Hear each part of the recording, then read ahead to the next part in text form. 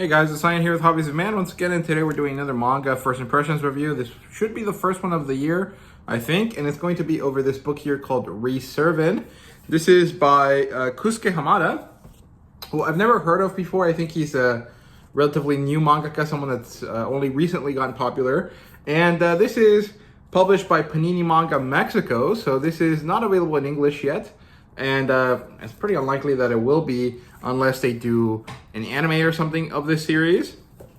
And because it's from Panini Manga Mexico, there's some interesting aspects to this book that you rarely see here in the States, unless you buy something like Leviathan by the new Kana publisher, right? That's available here in the States. And that is that this has a dust jacket, and it also includes a bookmark as part of your baseline purchase, right? So this comes with any first volume that you get from Panini Manga Mexico. Usually it's a image taken from the cover or from some of the promotional material, right?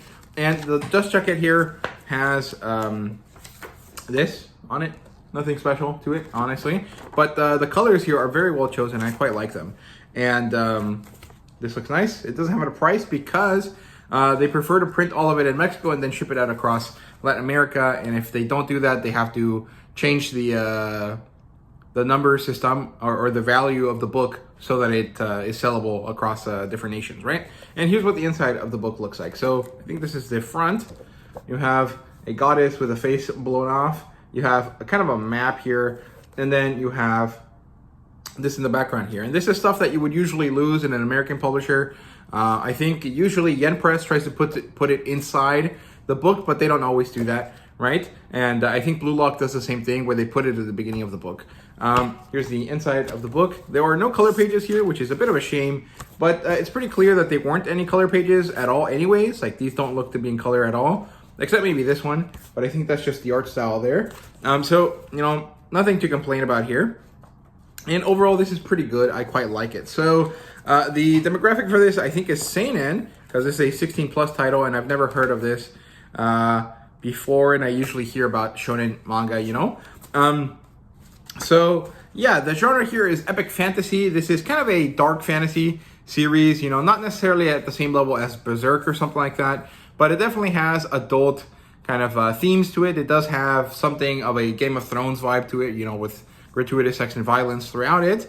And it's very, very enjoyable. It does not have an adaptation yet. And I bought this because I was interested in the artwork. I thought it would look cool. And it does look cool. I actually quite enjoy it. So the premise here is that there's this kingdom who has grown smaller over the centuries, but is ultimately still powerful enough to not be taken over because there is a dark dragon associated with them that is kept at bay by the queen.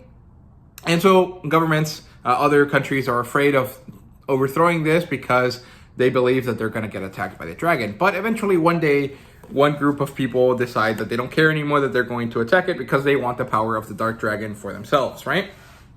And so they overthrow this kingdom, and we follow this king who is dealing with this coup or this invasion, you know, himself. He is attacking people left and right, trying to save his people, and he manages to make it back to his castle since he was out in the front lines fighting against these people, and he finds his daughter. And he and his daughter are trying to go down to his wife, to the queen, who lives in a mountain, trying to subdue the dragon. And suddenly the dragon appears. And this means that the queen is dead and that the dragon is going to run rampant across the country and across the continent, right? And so at this point, the daughter, who is a priestess like her mother, decides to use her priest magic or her contract with her goddess to seal, or actually to destroy, the dark dragon. And the thing is that the way that this contract works is that you must give away your most precious memories in order to get something equivalent in return from the goddess, right? And so this girl is about to give away all of her memories of her mother to the goddess in order for her to destroy the dark dragon. And as she does this, her father stops her. He says, "Hey, your mother will be gone if we die. And I don't want to let you die, so the best thing that you can do is actually forget about me, since I will be here with you." And so the girl gives her memories of her father to the goddess. And the goddess, whose name is Sent Fauna, or Saint Fauna, the devourer of memories. I thought her name was Justa something, but I guess not. It's Saint Fauna. And so the girl calls upon Saint Fauna and gives her memories of her father. And then suddenly the dragon starts to erupt in flames and is destroyed, right? And so the girl, now without her memories, has to follow this man that she doesn't know as they escape into the countryside and go on this adventure. And eventually the girl realizes that this man is her father after he saves some villagers from being raped by these orc looking kind of creatures, and they find a baby bear, and they just start trying to find a way out of the country into a place of power where they can find more resources and more armies and power to take back their country, to take back what was taken from them. They know that they can't bring back the mother or any of their loyal servants that they loved, members of their family, but they know that they can at least try to take the kingdom back, right? And so this journey is of a father and his daughter with memory loss as they travel to try to gather those resources. And it's really, really enjoyable. Throughout the rest of this book, we actually end up finding a fellow traveler whose name is Minerva, and she is kind of like your classic roguish kind of character. She's also a whore, and she uses her position as a whore in order to gather money and information, and then she finally collected enough, and she's about to leave when suddenly she gets attacked by a werewolf who knows of Cervin, the king.